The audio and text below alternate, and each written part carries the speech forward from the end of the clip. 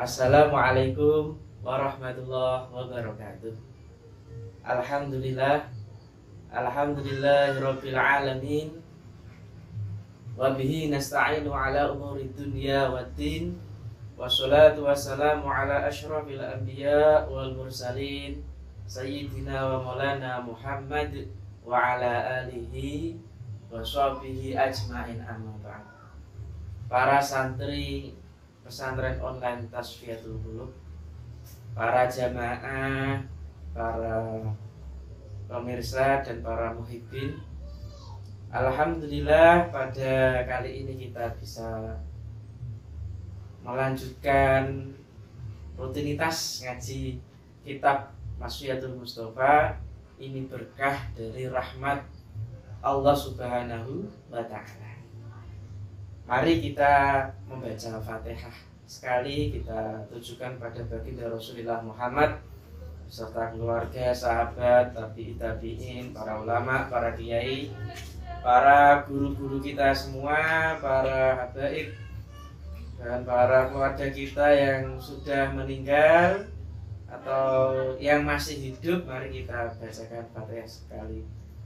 Dan lebih-lebih penyusun kitab ini yaitu Syekh Sya'roni Alaniyah as-solehah lahum walanal Fatihah.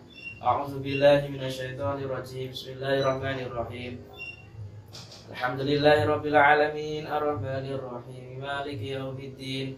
Iyyaka na'budu wa iyyaka nasta'in. Ihdinas siratal mustaqim. Shiratal ladzina an'amta 'alaihim ghairil maghdubi 'alaihim waladdallin. Amin. Alhamdulillah kita sudah sampai ngajinya nomor 17 baris ketiga. Faslun, pasal fi taubati yang dalam taubat. Pasal terkait taubat. Qala alaihi salatu wassalam, Rasulullah sallallahu alaihi wasallam bersabda, ya Ali, wahai Ali, la taubata litaibi, tidak ada taubat bagi orang yang taubat. Orang taubat itu tidak dikatakan tobat hatta yaghsila, sehingga ia membersihkan. Mana yang lain mencuci, membersihkan batnau, perut, minal harami, dari hal-hal yang haram, makanan, minuman, itu harus dijaga. Artinya wong kok ngaku tobat tapi kok isih mangan-manganan barang-barang yang haram, itu tobatnya tidak ada gunanya. Atau minum-minuman yang haram. Tidak hanya itu, bitibi kasbihi, membersihkannya dengan apa? Dengan usaha yang baik atau mencari pekerjaan yang baik. Jadi membersihkan perutnya dari barang-barang yang haram itu dengan usaha yang baik. Nah, jadi guru tapi orang korupsi, jadi pejabat tapi tidak korupsi, jadi pedagang tapi tidak ngapusi, gitu kan sulit. Di dalam kitab Al-Hunyah, Syekh Abdul Qadir menjelaskan bahwa seorang itu tidak dikatakan tobat kecuali setelah 3 hal. Yang pertama, menyesali. Ya Allah, aku wingi maksiat. Ya Allah, aku wingi nyolong. Ya Allah, aku wingi ora sholat. Ya Allah, aku wingi berzina. Ya Allah, aku wingi ngapusi. Nah, itu harus disesali. Dalam hadis Rasulullah terkait menyesal, an-nadam taubah. Penyesalan itu adalah taubat. Jadi nek uang kuwi ngaku tobat tapi kok orang menyesal, itu ya omong kosong. Kosong omong. Omong kosong gitu loh. Itu memang berat ini ya. Maka orang yang menyesali itu nanti akan memiliki ciri-ciri, yaitu lembut hatinya, kemudian berderai air mata, sering nangis, sering sedih karena melakukan suatu kesalahan. Nek gak iso nangis, matanya dikasih berambang gitu ya, nangis. Jadi sampai pas tobat iso nangis itu, karena itu akan nangis itu akan mengeluarkan kesedihan, kesusahan yang ada dalam batin itu keluar sama air mata. Yang kedua, kata Syekh Abdul Qadir, meninggalkan. Artinya perbuatan atau aktivitas yang pernah dilakukan wis gak dilakoni maneh, ditinggalkan. Lah kok iso nglakoni? Wingi tobat korupsi kok iki sing korupsine, berarti tobaté omong kosong. Nah, untuk bilamin dzalik. Yang terakhir, berjanji untuk tidak melakukan kembali. Sebagaimana kita tahu ya, dalam hadis Rasulullah SAW, kullu bani Adam khata'un. Setiap bani Adam itu memiliki kesalahan. Wa khairul khata'in at-tawabun.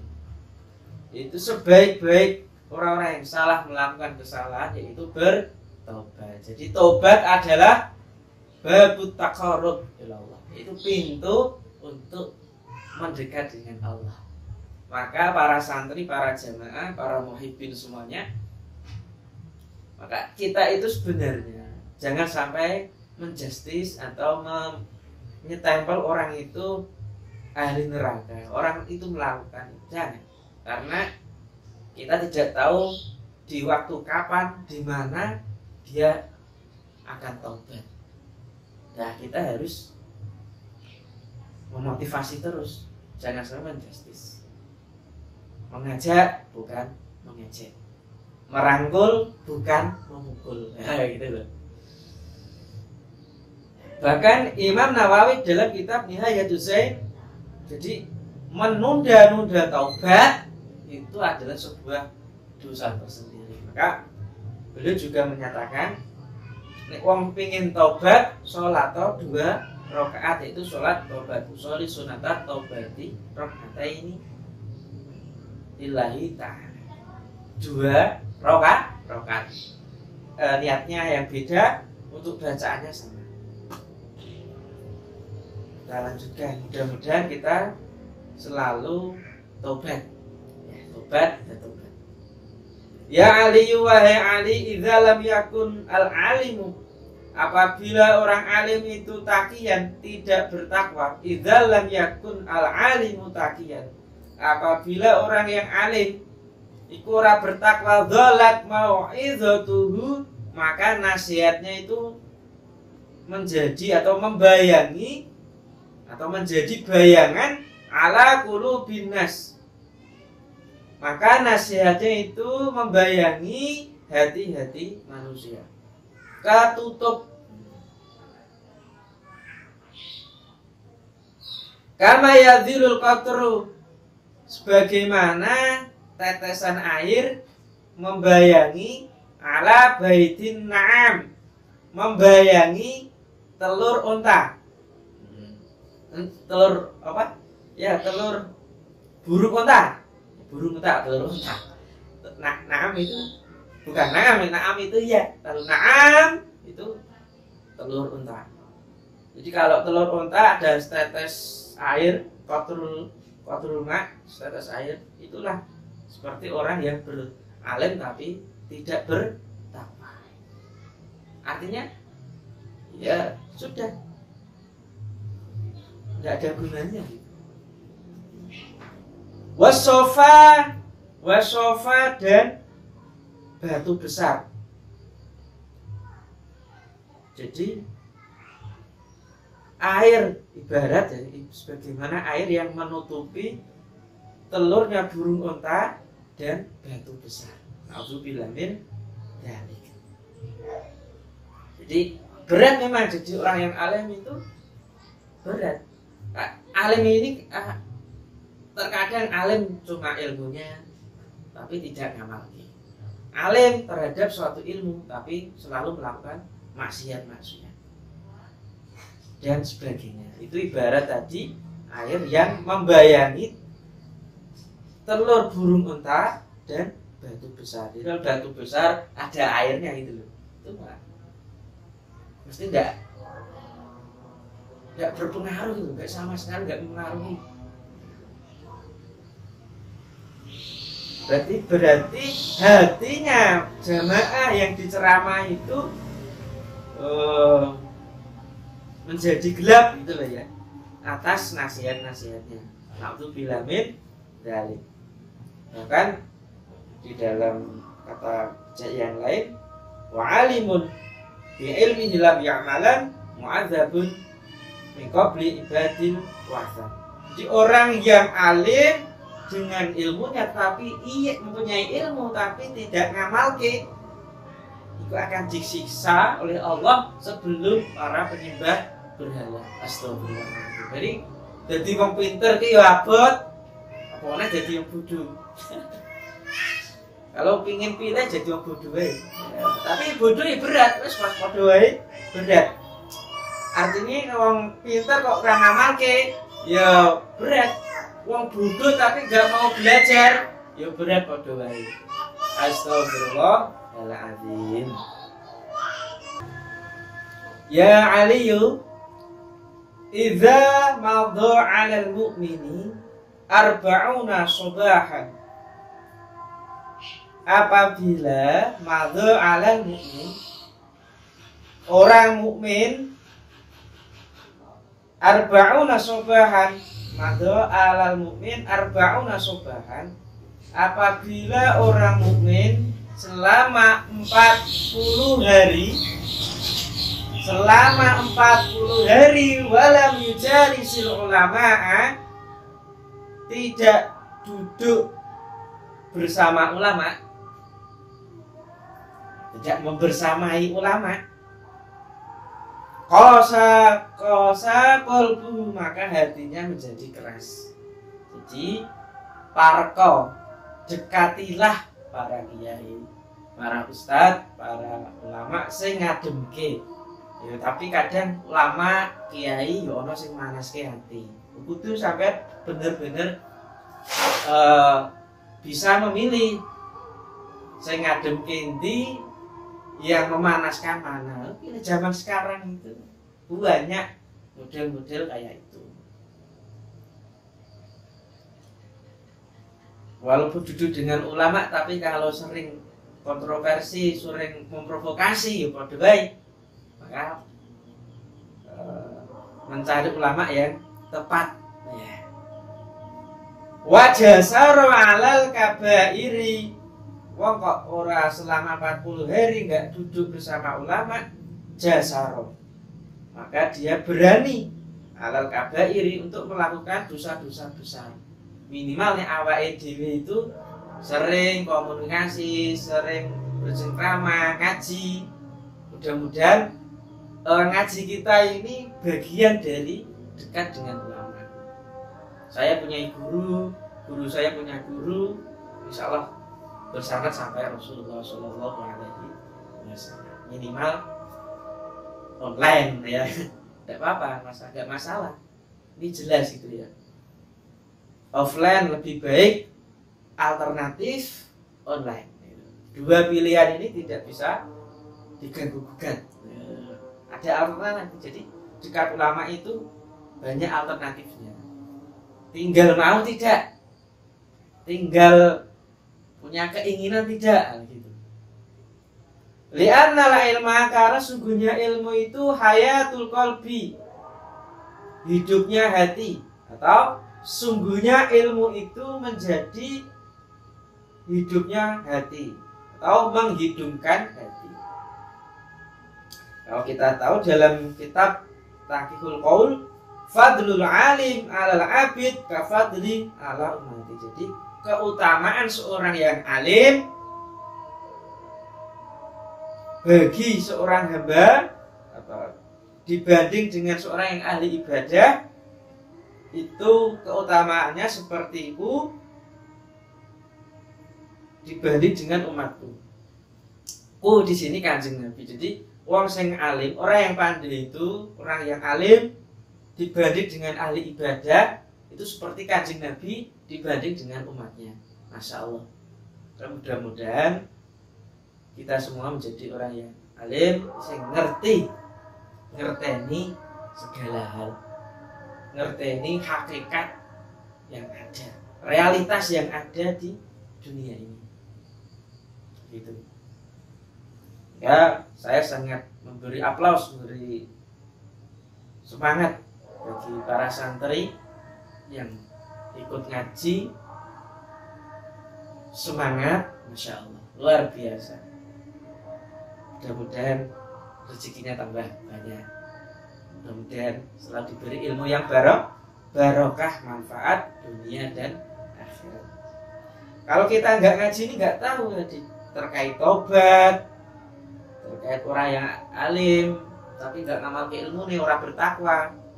Jadi kalau kita flashback kembali bahwa kita orang itu kalau punya dosa besar, kesalahan nggak tobat itu ibarat dia nggak pernah mandi, bajunya kotor, nggak pernah dicuci. Itulah orang yang nggak mau tobat. Yuk bau, badak, nggak enak itu loh. Maka tobat itu akan membersihkan segala kotoran, dosa-dosa. Nah, kita akan kembali suci, kembali wangi gitu. Itu analoginya. Kadang orang kita itu banyak kesalahan tapi nggak pernah mencucinya. Yang dicuci sama dohire, batinnya nggak pernah. Begitu. Bajunya bagus, berdasi tapi korupsi, tapi melakukan dosa yang besar. Na'udzubillah min dzalik. Selanjutnya, ya Ali, wahai Ali, innallaha la yastahi, sesungguhnya Allah tidak malu min adzabin ghaniyin, untuk menyiksa. Sesungguhnya Allah tidak malu untuk menyiksa ghaniyin sarik, orang yang kaya dari hasil mencuri. Kaya gopo, nggak ada gunanya. Kaya tapi dari hasil nyopet, tapi harus korupsi, dari hasil nyolong, jabret, wahala alinya. Nggak apa itu. Nah, kita harus bersyukur diberi oleh Allah rezeki yang halal dan kita qanaah. Itu lebih baik. Jadi kadang sampai ini nggak usah irilah dengan sekitarnya, ya. Apalagi ternyata bangunan besar itu yang ada yang kita lihat hasil dari curian. Nah, itu lebih baik rumah kita beralaskan sajadah, tikar, beralaskan lantai, kemudian beralaskan tanah, tapi dari hasil halal. Itu luar biasa. Jadi jangan kepencut lah. Wa alimin fasik, dan orang alim tapi fasik. Fasik itu ya pinter tapi sering berbuat maksiat. Itu kalau maksiat apa? Fasik kecil, fasik besar itu berbuat syirik, menyekutukan Allah. Berarti ingat, alim itu ada dua ya. Alim terkait ilmu umum dan alim terkait ilmu agama. Atau dua-duanya kolaborasi, ilmu umum dan ilmu agama. Ya, gitu. Kita lanjutkan. Faslun fi hifdzil lisan. Pasal terkait menjaga lisan, menjaga mulut, ya. Qala alaihi salatu wassalam, Kanjeng Nabi Muhammad sallallahu alaihi wasallam bersabda, la tu'iru ahadan, janganlah engkau mencela seorang pun bima fihi, atau janganlah engkau mencela keburukan seorang pun yang ada pada dirinya. Ojo mencela, jangan dicela. Cela perbuatannya mungkin boleh, tapi orangnya jangan. Ya gitu loh. Itu yang sulit memang sulit. Mulutmu harimaumu. Itu ya, mulutmu harimau. Janganlah kau cela, walaupun dia berbuat jelek, walaupun berbuat maksiat, tapi jangan mencela orangnya. Perbuatannya bolehlah kita sengiti ya. Seperti almarhum Gus Dur ya, salah satu kemanusiaan yang dibangun oleh Gus Dur yaitu dia menghargai, dia tetap melarang untuk mencela, bahkan mengawal orang-orang yang tertindas, orang-orang yang terzolimi. Subhanallah. Maka beliau disebut dengan pelopor humanis. Bahkan di kuburan Gus Dur itu di batu nisannya tertulis "Here rests a humanis." Di sini berbaring seorang humanis. Huna yastalqi baqalun min abtalil insaniyah. Di sini berbaring salah seorang pelopor atau ya pelopor kemanusiaan di Indonesia. Perlu kita contoh. Maka janganlah mengingiti atau mencela, membuli, menyakiti orang yang melakukan hal-hal yang tercela. Ya gitu. Itu sulit tapi mudah-mudahan kita bisa. Fama min lahmin illa wa fihi azmun. Dan setiap daging pasti ada tulangnya. Atau tiada suatu daging kecuali di dalamnya ada tulang. Maknanya dua. Atau langsung setiap daging pasti ada tulang. Di sini ada ini daging, di dalamnya ada tulang. Ini daging, di dalamnya ada tulang. Begitu. Wala kafaratun, dan tiada ampun lil ghaibi bagi orang yang suka mencela. Jadi orang yang sering mencela, membuli loh para santri, hati-hati loh. Orang yang suka membuli, mencela orang lain, menghardik, hatta tidak ada ampun baginya, hatta yastahillahu, sehingga ia meminta halal kepadanya, au yastaghfira lahu, atau dia meminta ampun. Angel ini. Apalagi di medsos dunia saat ini, zaman milenial berbasis digital. Wah, seliweran di media sosial, nyacat sini, wah. Apalagi pas waktu Pilpres kemarin itu ada cebong, ada kampret, ya sekarang kadrun, ala alinya. Itu jangan ikut-ikut kayak gitulah, ya jangan ikut-ikut. Tidak baik. Ini bahayanya ini. Awas. Apalagi kalau mencela yang berbasis internet tadi, bahaya. Sekarang ada undang-undang ITE itu. Contoh kecil lah, ada Gus, ya, walaupun sebenarnya bukan Gus, di Jawa Timur itu menghardik suatu lembaga masyarakatan yaitu NU. Akhirnya dijebloskan dalam penjara. Termasuk ustadz yang di luar Jawa menghina dan sebagainya, akhirnya masuk penjara. Jadi janganlah engkau memenjarakan, menjebloskan dirimu sendiri atas lisan. Lisan ini bahaya ini. Lisan ini bisa mengarah ke surga, bisa mengarah ke neraka. Mulutmu famuka asaduka, mulutmu harimaumu. Alhamdulillah lampunya sudah nyala. Tadi mati, ini enggak gitu kelihatan. Nah, kita lanjutkan terkait ucapan, terkait mulut, terkait lisan, lidah.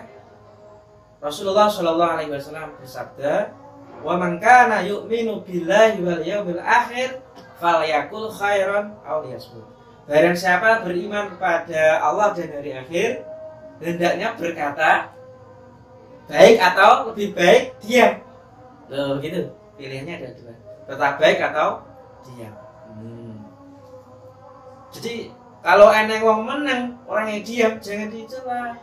karena itu bisa mengambil daripada mulut itu nyacat orang, lebih baik saya tutup. Mungkin kalau ada yang merokok, kadang yang buat dalil sendiri, daripada mulutku ini ngomongin orang hibah, rasanya tak sumpeli pakai udut gitu ya. Ya gitu. Dalam ayat surat Al-Qaf, Allah Subhanahu wa taala berfirman, "A'udzubillahi minasyaitonirrajim. Bismillahirrahmanirrahim. Ma yalfidzu min qaulin illa ladaihi raqibun atid." Tiada apa yang diucapkan oleh seseorang atau tiada yang diucapkan kecuali di sisinya itu ada raqib atid. Di tafsir Jalalain, maksud raqib atid ini tugasnya apa? Pencatat amal. Jadi ada malaikat kanan kiri kita ini ya. Kita itu ditemani malaikat raqib atid. Sedangkan menurut tafsir Al-Misbah, penjaga. Jadi para santri, para jamaah, para muhibbin semua, kita ini selalu dijaga oleh dua malaikat. Ingat itu CCTV kehidupan kita loh. Jadi awalnya dhewe melakukan maksiat, ingat, oh CCTV urip, kok ada CCTV di sini. Tapi CCTV yang gaib itu ada, raqib atid. Di dalam tafsir Al-Wajiz ini memantau CCTV tadi atau malaikat itu memantau ucapan, menulis ucapan yang baik maupun yang buruk. Sedangkan Ibnu Abbas mengatakan tidak hanya baik buruk, yang mubah pun tercatat. Hati-hati loh ya. Enggak konangan polisi, enggak konangan pihak yang berwajib. Ingat, ada CCTV kanan kiri. Masya Allah. Kita lanjutkan. Ya aliyu wahai alima khalaqallahu fil insan afdhala minal lisan. Allah tiada menciptakan pada diri manusia yang lebih utama dibanding dengan lisan. Tiada Allah menciptakan dalam diri manusia yang lebih utama dibanding dengan lisan, mulut, lidah. Yudkhilul jannah, ia dapat memasukkan ke dalam surga, wa yudkhilun nar, dan dapat memasukkan seorang ke dalam neraka. Ya. Mulut ini bisa mengarah dua, surga atau neraka. Loh gitu loh. Bahaya ini enggak di fasjunku, maka kuncilah, ya maka penjaralah, ya maksudnya jagalah lidahmu, jagalah lidah. Fa innahu kalbun akurun, karena ia bagaikan anjing liar, guguk. Sering nyala ini kalau nggak di, kadang kita nggak ngapain-ngapain diguguk oleh anjing kok, apalagi ngapa-ngapain gitu loh. Ya gitu. Tapi terus kalau ketemu orang kok lagi banyak bicara terus anjing, loh jangan. Itu bukan mengurai masalah, itu malah tambah masalah. Anjing, loh jangan. Ya begitu ya. Atau kalbun, loh jangan. Walaupun kita tahu hukumnya, ya nek orang nggak bisa menjaga lidah mulutnya itu bagaikan anjing. Masya Allah. Hati-hati. Ya aliyu la tal'an muslimat, janganlah engkau melaknat orang muslim, wala dabatan, dan dabah itu binatang melata yang digunakan untuk kendaraan, ya kayak kerbau, kuda, atau onta. Janganlah mencela, melaknat orang muslim atau binatang melata. Fatarji'ul laknatu alaika, karena laknat itu akan kembali kepadamu. Jadi jangan sering menghina, membuli, melaknat, mencaci orang lain, karena cacian, bulian itu sebenarnya kembali kepada kita. Oh, hati-hati loh. Baik secara live melalui ucapan atau online melalui tulisan. Jadi para santri kalau buat status juga hati-hati lah, awas loh ya. Awas itu. Khair awliyasmut, lebih baik jangan status tetapi diam. Loh, kadang mau nggak gawe status kuwi pengen aman. Loh ya toh? Oh jangan loh. Ki kok wong kok nggak gawe status sih? Nggo apa HP ini? Jangan, itu yu'min billah wal yaumil akhir. Tapi kok sing kakek ngomong ya ini. Tapi mengandung kebaikan tidak masalah. Tidak apa-apa itu. Dakwah gitu umpama saya dicela orang, wah Pak Munawar kok sering online, sok-sokan. Loh, kalau kita putus asa, aku kemarin sudah gak ngaji loh para santri. Jadi wong kudu kuat hati ini, kuat hati ini, dicaci siapapun atau dipuji siapapun. Dipuja tidak melayang, dihina tidak tumbang. Top itu. Dipuja tidak terbang, melayang, dihina tidak tumbang. Ya, terakhir. Faslun fil hayat, bab terkait malu. Bukan kemaluan ya. Malu. Qala alaihi salatu wassalam, ya Ali wa ya Ali, ad-dinu kulluhu fil hayat. Pokok agama seluruhnya yaitu malu. Jadi pokok seluruh ajaran agama yaitu malu. Wa huwa anta fadrasa iya dan iya engkau mampu untuk menjaga, dan dengan malu itu ya kamu mampu untuk menjaga kepala wa mahawa dan apa yang melengkapinya. Jadi kalau kita malu itu sebenarnya kita menjaga kepala kita dan seisinya. Wong pacaran kok gak isin, wong nyeleding bojone wong kok gak isin, main kok gak isin, melakukan suul adab kok gak isin, mengambil uang kas masjid kok gak isin dan sebagainya. Wah, itu bahaya. Yang terakhir wal batna wa ma'awa, dan kamu menjaga apa? Perut dan seisinya. Atau ini ada konteks lain, wa ayyafadhu, bukan tafadhu ya. Dan malu itu menjaga kepala kita ya. Yahfadhu, menjaga kepala seisinya, wal batna wa ma'awa, dan perut seisinya. Begitu loh. Isin. Nggak pakai jilbab keluar itu malu, pakai kaos mini bagi perempuan itu, apalagi laki-laki blue jet itu malu, itu menjaga. Pokoknya malu itu baik ketika berhadapan dengan kezaliman, kemaksiatan.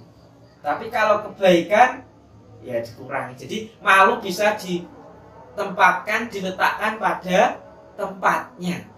Bukan sedikit malu, tapi di sini malu itu adalah pokok ajaran agama Islam. Jika kita bisa malu, ternyata kita menjaga kepala seisinya, perut seisinya. Nah, gitu. Maka para santri itu malu, isin, nunduk-nunduk ada kiainya, malu itu bagian dari ini ternyata. Kita malu sama orang tua, isin sama anak melakukan sesuatu yang negatif, suatu hal yang dilarang agama. Mudah-mudahan ngaji pada kali ini bermanfaat dunia dan akhirat. Kita lanjut minggu depan insya Allah. Kita akhiri dengan baca doa Tibil Qulub. Allahumma sholli ala sayyidina Muhammadin tibbil qulubi wa dawaiha wa afiyatil abdani wa shifaiha wa nuril absari wa diyaiha wa ala alihi wa sahbihi wa salim. Kurang lebihnya mohon maaf. Mudah-mudahan selalu diberi kesehatan, diberi kekuatan untuk melakukan kebaikan. Wallahul muwaffiq ila aqwamit thoriq. Wassalamualaikum warahmatullahi wabarakatuh.